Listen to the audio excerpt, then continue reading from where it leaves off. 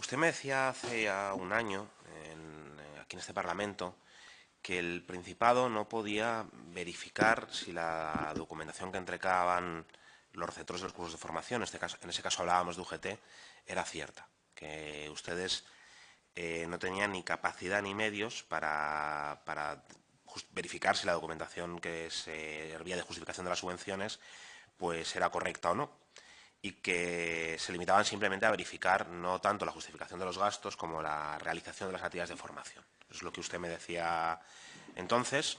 Durante esta comparecencia en la comisión hemos encontrado potencial desvío de fondos de subvenciones para pagar gastos de estructura de trabajadores, incrementos de precios y sobrecostes, realquileres de locales en propiedad por la propia entidad, sociedades instrumentales, desvío de fondos. Es parte de lo que han dicho algunos de los comparecientes, ¿no?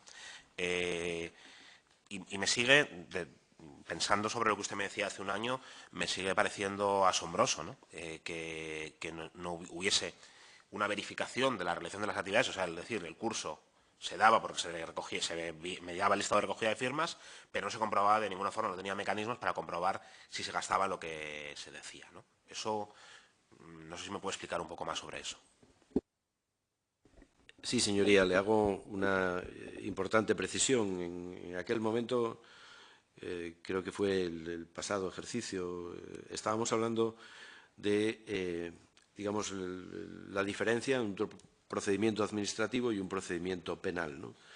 Y le hablaba concretamente al respecto de le ponía, creo recordar, un ejemplo que no es extraño en determinadas circunstancias, que es, por ejemplo, la veracidad de una factura, ¿no? De una factura, como sucede no solamente en estos procedimientos, sino en cualesquiera otros, en las que, digamos, la Administración del Principado, en su verificación administrativa, no tiene capacidad para determinar su veracidad, que se supone, lógicamente, al ser aportada a este procedimiento, capacidad que sí tiene, por ejemplo, la agencia tributaria mediante el cruce de declaraciones fiscales, mediante la toma de testificales a distintos, la circularización de determinados proveedores, etc.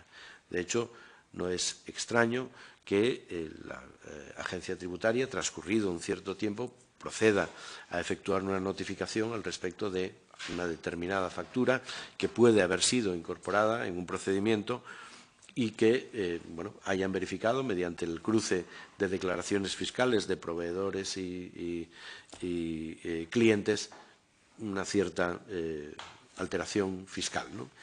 Otra cosa es la verificación de la razonabilidad de los importes, de que esos importes son de mercado, de que se ajustan a los parámetros establecidos a la convocatoria, etcétera.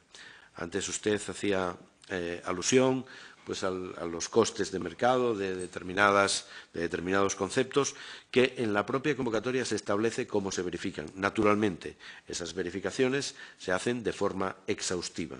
Otra cosa es, como le decía, que el soporte documental pues, pueda estar sometido a otras vicisitudes que la Administración del Principado, desde luego, en estos procedimientos administrativos no tendría capacidad de verificar. Sí tiene la capacidad de verificar que determinados costes son costes de mercado, que determinadas relaciones o vinculaciones entre empresas han sido debidamente documentadas, que los costes son elegibles dentro de la convocatoria, etcétera, etcétera.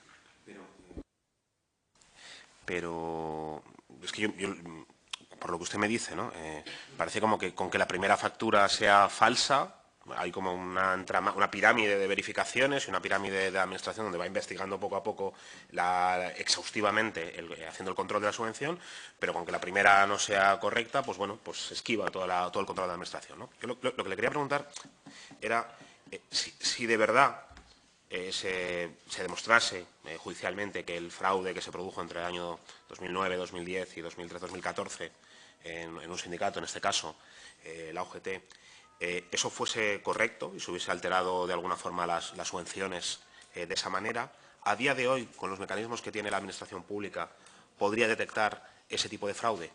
Es decir, otra entidad podría hacer exactamente el mismo fraude, pasar por los mismos controles y evitar hasta que llegase una investigación judicial por una denuncia años después que se descubriese? ¿O a día de hoy la Administración podría detectar las cosas que, parece ser, ya veremos lo que dice la Administración Judicial, causaron el fraude en las subvenciones del año 2010 y 2014?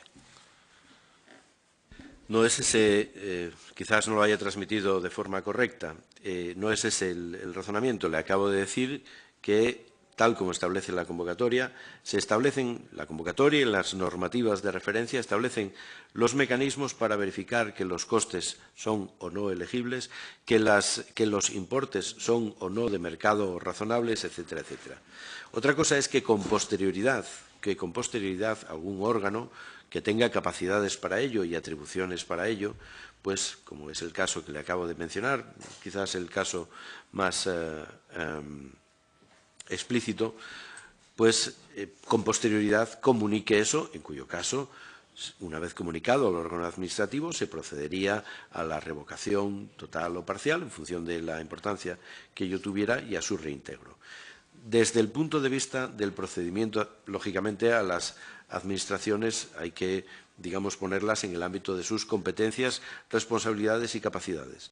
Desde el punto de vista administrativo, lo que sí afirmo es que las bases de la convocatoria, la propia convocatoria, establece procedimientos suficientes para verificar de forma razonada y jurídicamente fundamentada si los costes presentados son o no elegibles, si los costes presentados son o no razonables, si encajan dentro de la convocatoria, etcétera, etcétera. Si no es así, el órgano administrativo procede a eliminar esos costes dentro del cómputo de la justificación, reclama las cantidades que en su caso hubieran sido indebidamente percibidas y revoca total o parcialmente el importe, tal como se ha hecho. Sobre eso le quería preguntar dos cosas relacionadas con esto de las revocaciones y luego unas pequeñas cuestiones sobre la eficiencia de las políticas de formación. Sobre las revocaciones le quería preguntar, me consta que ha habido una revocación durante esta legislatura de más de 300.000 euros, 347.000, no sé en qué quedó al final, a un sindicato. Ese procedimiento está finalizado y está reintegrado esa cantidad. Y ha habido más revocaciones en esta legislatura, yo no sé si tiene constancia. Y en segundo lugar, ustedes están personados creo que, si no me equivoco, en el procedimiento judicial también de este caso, ¿no? De este caso de un presunto fraude de formaciones. Yo le quería preguntar si ustedes están como intentando recuperar el dinero y llegar hasta el final de esa investigación, ¿qué acciones judiciales han hecho ustedes en el procedimiento judicial? Más allá de dar a la Fiscalía y al juez un poco lo que han ido reclamando, ¿no? Pero ustedes, ¿en qué medida han impulsado ese procedimiento judicial y cuál es la posición que está teniendo el Principado como acusación particular, ¿no? en este caso? En efecto, nosotros, el Principado de Asturias, está personado en el procedimiento, está colaborando con los órganos encargados, con la Fiscalía en particular, mediante la aportación de documentos, mediante la aportación de informes que se nos van recabando sucesivamente. En ese sentido, sí que tenemos conocimiento de los motivos, de las motivaciones que se aprecian en esa instrucción, que coinciden en buena medida con los motivos de nuestra revocación. La revocación parcial ha sido recurrida y en la instancia judicial en la que se encuentra ahora mismo está pendiente de resolver de forma definitiva a la espera de la resolución final de este trámite penal, ¿no? Sí, pero en el procedimiento judicial han hecho lo que le han requerido, pero no han impulsado ninguna declaración, ninguna petición, ¿no? Si no me equivoco. Entonces nos parecía sorprendente, pues bueno, pues eso de vamos a llegar hasta el final del procedimiento judicial, pero sin embargo no hacemos nada cuando estamos en el procedimiento, ¿no? Algo que ya sucedió en otros casos que se investigaban de presunto perjuicio para la Administración, ¿no? Eso nos resultó llamativo, ¿no? Y nos recordaba pues, a casos como el Marea, donde sucedió exactamente lo mismo, ¿no? Pero tampoco quiero entrar en una polémica al respecto, ¿no? Simplemente mostrar nuestra sorpresa.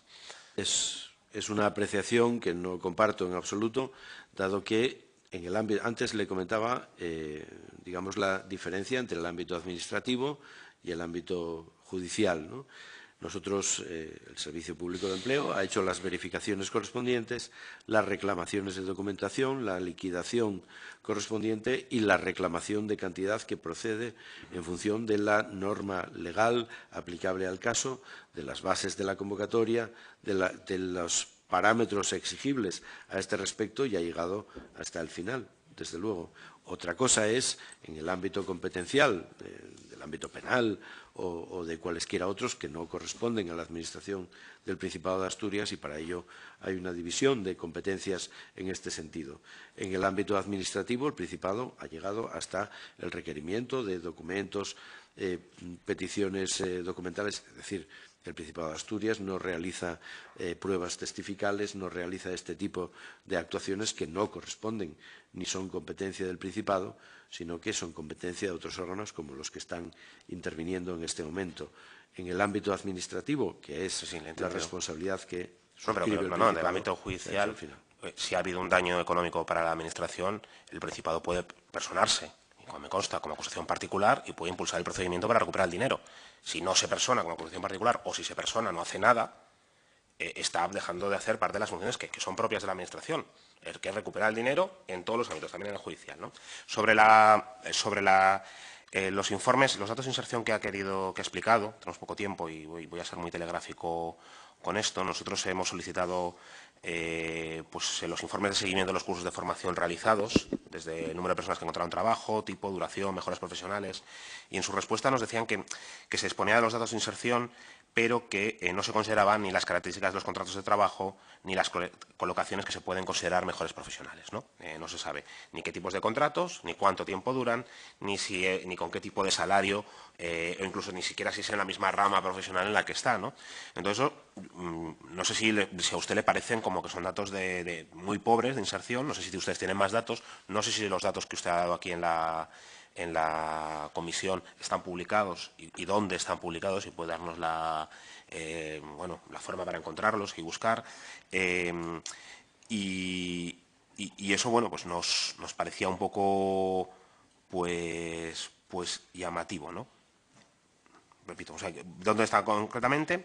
Si tienen datos, dicen a los 12 meses, lo lógico es que, bueno, hay una tasa por encima del 60%, pues qué clase de trabajos, ¿no?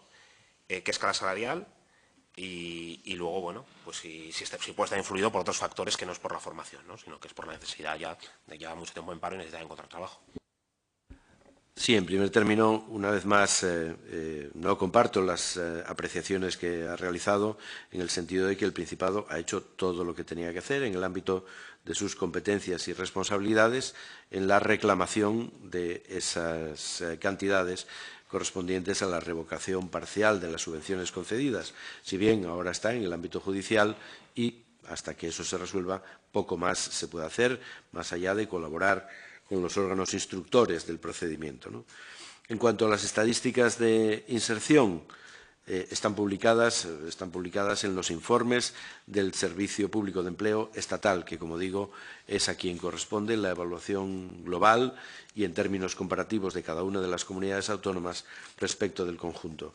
En la página web estarán colgados esos informes de los cuales se obtienen no solamente los datos de inserción, sino estos otros parámetros que antes les hacía alusión, eso sí, correspondientes a los ejercicios 2015-2016, los anteriores, y al conjunto del periodo 2005-2017, los parámetros de media de inserción.